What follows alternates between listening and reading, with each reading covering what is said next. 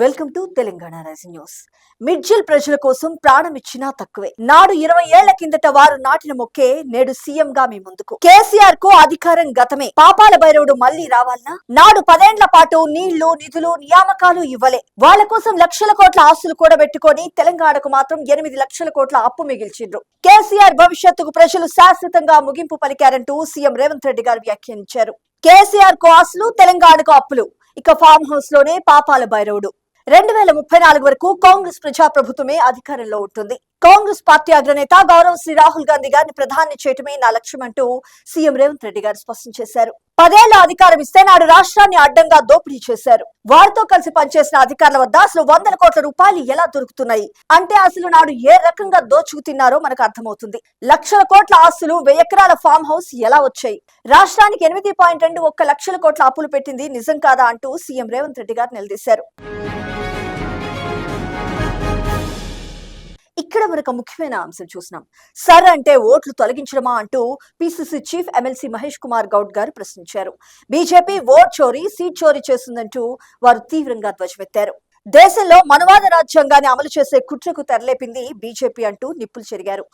Indian youth Congress ఆధ్వర్యంలోని national league conclave లో PCC chief MLC Mahesh Kumar Goud గారు మాట్లాడుతూ భారత ప్రజాస్వామ్యానికి రాజ్యాంగం ఒక ఆత్మ వంటిదంటూ పేర్కొన్నారు. అలాంటి రాజ్యాంగాన్ని మార్చి నేడు మనవాద రాజ్యాంగంలోకి వెళ్తుంది బీజేపీ అంటూ ధ్వజమెత్తారు. జాతిపిత మహాత్మా గాంధీజీ, చాచా నెహ్రూ గారి వారసత్వాన్ని మరిపించే ప్రయత్నం చేస్తున్నారని, ప్రపంచంలోనే నెహ్రూజీ విజనరీ ఉన్న లీడర్ అని ప్రశంసించారు. గాంధీజీ గారి కుటుంబం త్యాగానికి మారుపేరంటూ ప్రశంసించారు.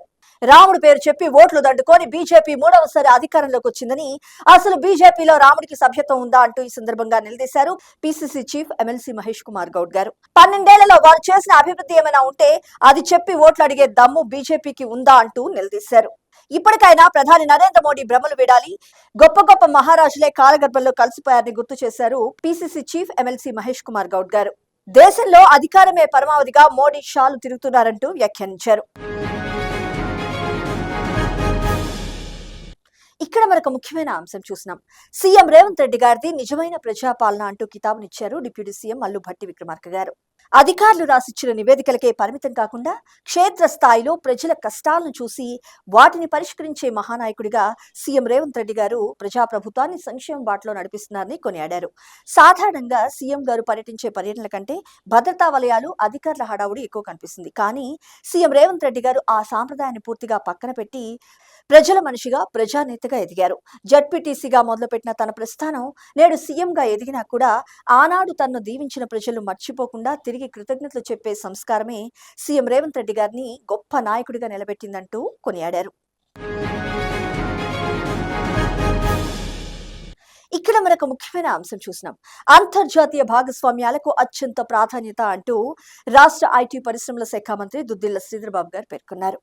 రాష్ట్ర సచివాలయంలో ఐటీ పరిశ్రమల శాఖ మంత్రి దుద్దిళ్ల శ్రీధర్ బాబుతో ఆస్ట్రేలియాలోని విక్టోరియా శాసనమండలి ప్రభుత్వ విప్ లీ టార్లామిస్ మర్యాదపూర్వకంగా భేటీ అయ్యారు. ఈ భేటీలో ప్రధానంగా తెలంగాణ, విక్టోరియాల మధ్య వాణిజ్య, సాంకేతిక సహకారంపై చర్చించారు. ఎమర్జింగ్ టెక్నాలజీస్, స్టార్టప్ ఎకోసిస్టమ్, విద్య, నైపుణ్యాభివృద్ధి, advanced manufacturing, gaming, visual effects, animation, entertainment రంగాల్లో ద్వైపాక్షిక సంబంధాలు మరింత బలోపేతం చేసుకోవాలంటూ ఈ సందర్భంగా నిర్ణయించారు.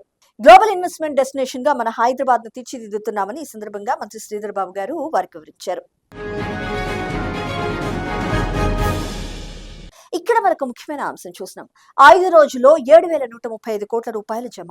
నేరుగా 67.45 లక్షల మంది రైతుల ఖాతాల్లోకి ఈ అమౌంట్ జమ అయింది. 5వ విడతలో 1.69 లక్షల మందికి 545.41 కోట్లు. రైతు భరోసాలో మరొకసారి రికార్డు సృష్టించామంటూ మంత్రి తుమ్మల నాగేశ్వరరావు గారు స్పష్టం చేశారు. రాష్ట్రంలో రైతులకు ఇచ్చిన హామీని నెరవేరుస్తూ రికార్డు స్థాయిలో ఈ రైతు భరోసా నిధులను వారి ఖాతాలో జమ చేశామంటూ పేర్కొన్నారు.